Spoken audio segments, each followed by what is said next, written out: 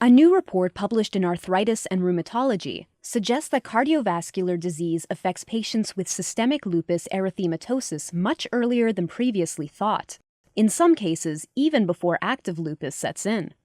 The finding was reported by a team of researchers based in China who have been working on validating the use of magnetic resonance imaging to detect the early manifestations of cardiac impairment. With heart disease being the leading cause of death in patients with SLE, the ability to detect very early signs of cardiac dysfunction in this group could one day lay a foundation for enhanced preventive strategies.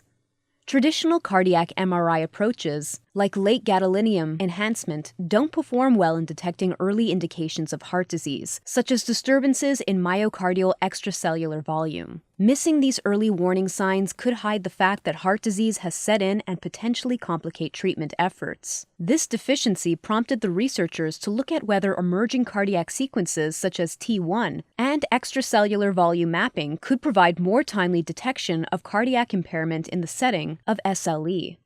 To answer this question, the team compared findings from late gadolinium enhancement against T1 mapping and extracellular volume quantification in drug-naive patients with new-onset SLE, patients with long-standing SLE, and healthy controls.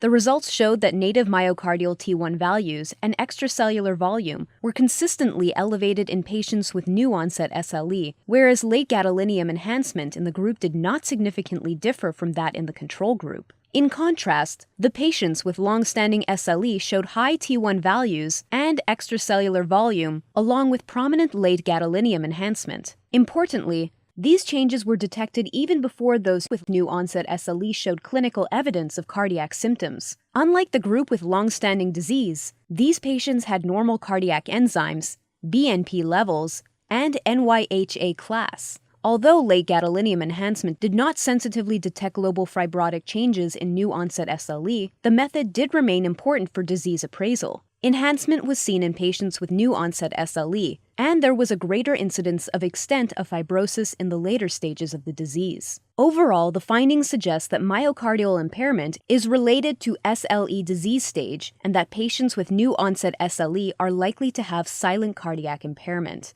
Screening for subclinical disease using native T1 values and extracellular volume could help alert clinicians to early warning signs of heart disease.